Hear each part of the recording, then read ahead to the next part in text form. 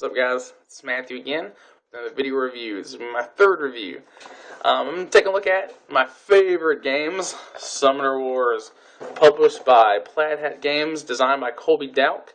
Summoner Wars is an expandable card game of tactical strategy, as it says directly on the box. And what you're going to be doing in this game is taking on the role of a summoner. Yep. This is the Shadow Elf Summoner that I just showed you. It's just one of the many different factions that are in the game. What you're going to be getting is your Summoner card and a deck of all these other various units. You're going to be taking your deck, and your opponent's going to be taking a different deck. And each deck is a different faction with a very different play style and all different kinds of powers. And there's combos that you can do and really neat positioning and stuff. It is a game that's played on a board. I'll see if I can show you. Board like thusly.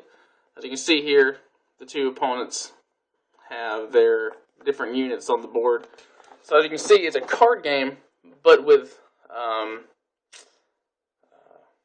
like positional strategy. So where your cards are on this board make a difference because they're going to be moving them around. So the game is going to feel almost kind of like a little miniatures game. But it also still has that nice card game feel. What's super awesome about this game is the fact that each one of these factions is balanced right out of the box. Now, what I just showed you is the master set box, but in that master set box I have all the factions. I have everything that exists for this game. Right now, there are some more factions, second summoners that are about to come out that I don't have yet. But, yeah, back to the factions.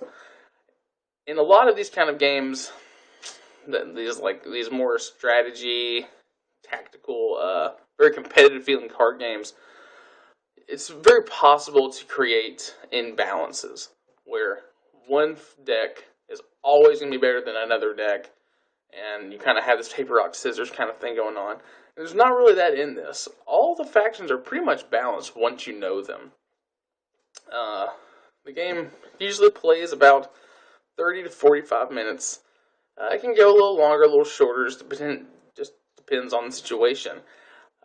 It uses dice for combat, so if you don't like dice, this might, deter you from it a little bit, but I'm not a big dice fan. But I wouldn't have this game without it. The dice adds such a drama to this game, where I can set up a strategy that is foolproof. I mean, it's just going to be amazing. Like, I've got you, I'm going to win. But then I still have to roll dice at you. So there's always that kind of like, get up out of your chair, roll the dice, just be excited, and there's all of that drama. There's so much to say about this game. It is so good. There's a lot of support for it. Plaid Hat Games website is always updating. They have a nice forum community. It's just pretty good. It's a very competitive feeling, as like a collectible card game would feel, but it's balanced. A good player will usually beat out a less skilled player. Now, that's not to say that you can't just pick up a deck and play somebody and, not win. You totally can. And that's why the dice is so good in this game, is that, it adds that level of randomness and that level of drama. That just because you might not be the best and most experienced player, luck may just be on your side. I'm not going to go over each kind of faction because there's a lot. I may do that in the future. I might do a complete video series just going over each faction and what they're good at, what my opinions are on them. I personally am a Jungle Elves player.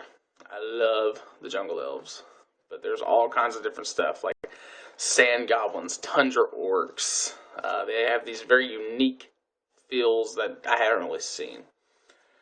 Plaid Hat Games has done a very good job. The card quality is really fantastic. The art is great and concise. They've used the same artist, I'm pretty sure, for all the factions. So you get a good, concise look to the game. I guess the best way I could put how the game feels to play, if you were to take some of the card combination and power-specific things from like a game like Magic: The Gathering and add in a spatial tactical planning like chess and put them together. And that's kind of Summoner Wars in a nutshell. If you haven't played it, they actually have an application that you can get for iOS that is initially free. You get one of the factions, which is the Phoenix Elves, and you can play the AI, and they have, I think 5 different factions that you can play, the AI. And the AI is relatively good. But then you can buy another faction for it. And as soon as you buy one, it unlocks the online play, and you can play people asynchronously online. And it has a great community. You can usually always find a game. You might get beat a good bit at first, but just keep going with it. You'll get better, I promise. And it's just very, very good. So if you haven't tried it or haven't heard of it and really seen it in action, I'd recommend you definitely get a hold of that app and give it a try. If you like it, it's very affordable.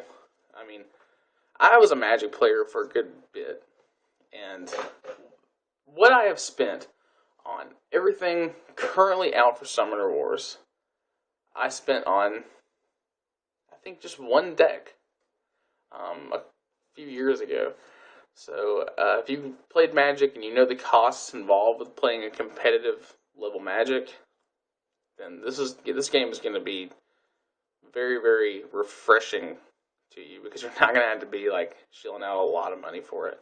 It's affordable, it's fun, it's competitive, it's balanced, it rewards repeated play.